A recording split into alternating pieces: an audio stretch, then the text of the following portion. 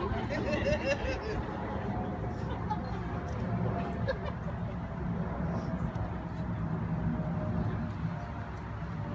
everybody. My name is Kyle Hanawalt. I have known this couple since high school. I'm also a pastor here officiating this wedding. I'm very excited to have everybody here today. We'd like to begin today with a statement of intent. So if you would just say "I will" at the end of the statement. Jordan, will you have Carly to be your wife? Will you love her, comfort her, honor and keep her, and forsaking all others, be faithful to her as long as you both shall live? If so, say "I will." I will. Carly, will you have Jordan to be your husband? Will you love him, comfort him, honor and keep him, and forsaking all others, be faithful to him as long as you both shall live? If so, say "I will." Absolutely, I will. To everybody here gathered today, the friends and family of Jordan and Carly, will you honor their desires here today? Will you give them your loving support, offer them your patience, love, and blessing? If so, will you all say "We will"? We will. Fantastic. Will the parents of the bride and groom, do you give your blessing on this marriage? If so, say "We do." Fantastic. You may be seated. Welcome, friends, family, loved ones. We have gathered here today to celebrate the wedding of Jordan and Carly. You've come here to share the commitment that they are making to one another, to offer your love and offer your support, and to allow Jordan and Carly to begin their married life together, surrounded by the people that are most important to them. So thank you very much for celebrating and joining us here today. The couple has asked Matthew Brackett, Carly's father, to share a reading with us.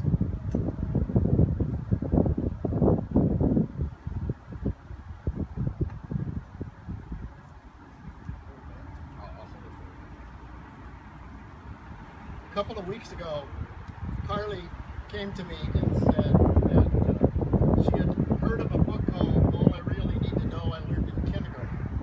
And she wanted to know if I would find a reading from that book to use at the wedding.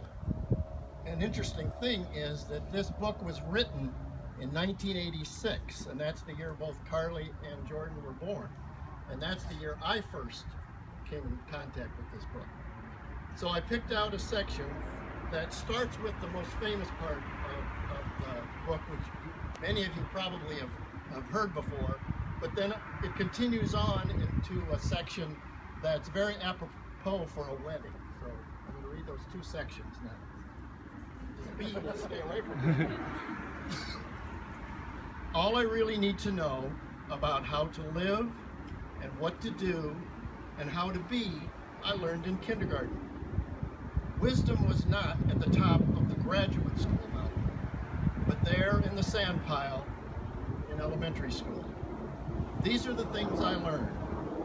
Share everything, play fair, don't hit people, put things back where you found them, clean up your own mess, don't take things that aren't yours, say you're sorry when you hurt somebody, wash your hands before you eat, flush, warm cookies and cold milk are good for you, live a balanced life, learn some and think some, and draw and paint and sing and dance and play and work some every day. Take a nap every afternoon. When you go out into the world, watch out for traffic, hold hands, and stick together. Be aware of wonder. Remember the little seed in the styrofoam cup. The roots go down and the plant goes up, and nobody really knows how or why, but we all like that. And then remember the Dick and Jane books and the first word you learn, the biggest word of all, look. Everything you need to know is in there somewhere. The golden rule, love, basic sanitation, ecology and politics, and equality and sane living. Take any one of those items and extrapolate it into sophisticated adult terms and apply it to your marriage, your family life, or your work, or your government, or your world. And it holds true and clear and firm. Think what a better world it would be if we all, the whole world, had cookies and milk at 3 o'clock every afternoon, and then lay down with our blankies for nap. Or if all the governments had a basic policy to always put things back where they found them and to clean up their own mess. It is still true, no matter how old you are, when you go out into the world, it is best to hold hands and stick together. Thank you. Matthew will now also be lighting 2 candles in loving memory of those who couldn't be here today. One for Carly's mother, Guinea Brackett, and one for Carly's older brother, James Brackett. On this most special milestone in Carly and Jordan's lives, we wish to lovingly remember those who are close to our hearts, who are no longer with us today, knowing that they are here in spirit. We do this symbolically looking at the candles to remember those that aren't here. Whether it's flame or just stick, the representation is still there.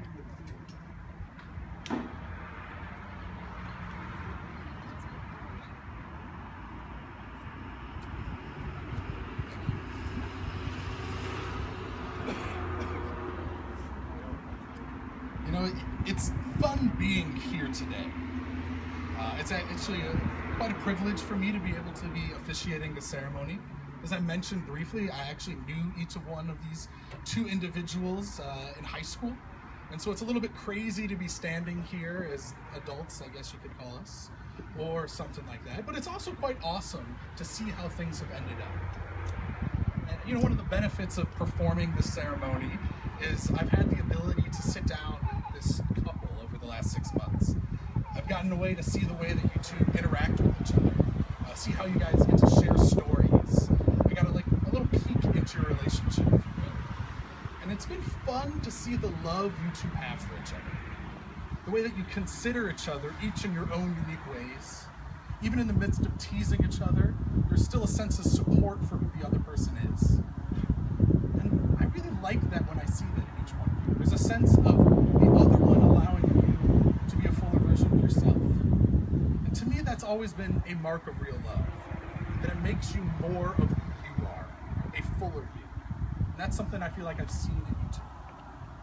But the funny thing about love is that it isn't always easy. There's effort involved. And as we watch Jordan and Carly publicly acknowledge their love and making commitments based upon that love, we do so aware that loving somebody else can be a challenge, simply by the fact that they are somebody else, another person, different from us. They don't always see things the way we do. They may have a different idea of how and where to spend our time or money. Jordan, perhaps you will find yourself waking up some morning to a bubbly Carly who's just excited about finding a new coffee shop that you could go to that morning. Or perhaps, Carly, you'll wake up to the sounds of clashing dumbbells as Jordan is encouraging you to join him in and getting some reps in before going to work for the day. So yes, you may find yourself doing something different for the sake of being together. Maybe a cup of coffee, or maybe some spotting on a weight bench. But you see, that's the beauty of this. You're starting something new today. A new family is being formed. Something is being made up of 2 altogether different human beings. Different families, different upbringings, different influences, different formative experiences, and different stories. And perhaps we could cynically look at those things as just a difficulty that a couple has to get through. Or we could see that as the beauty of this whole endeavor. That those differences in your partner for life may be the greatest tools you will ever have to grow as a person. And if you 2 can foster the ability to receive with trust the loving and gentle challenges this different person will inevitably offer you, then I think you'll find an opportunity to become a fuller version of yourself than you'd ever be on your own. And that really is the beauty of this. Not eliminating your differences, accepting them. finding how your differences complement each other and help each other grow. Not forsaking who you are separately, but becoming more who you are together. And that's why you two are making this commitment today. You're committing to persevere, committing to trying when it's hard, committing to learning about the wants and needs of each other, committing to encouraging and being shaped by the differences that make you so great together. If you two would face each other, it's the time to make the vows. First, Jordan, you would say I do when I ask. Jordan, do you take Carly to be your wife, to have and to hold from this day forward? If so, say I do. I do. Do you promise to kill every spider, even ones that prove to just be a little bit of fuzz? Do you promise to arrive only slightly late to events, but within fashionable time? And will you promise not to tell anybody that she still likes to watch Teen Mom play? If so, say I do. I do. Will you have Carly, for better or worse, for richer or poorer, for sickness and in health, to love and cherish till death do you part? If so, say I do. I do. Now, Carly, do you take Jordan to be your husband, to have and to hold from this day forward? If so, say I do. I do.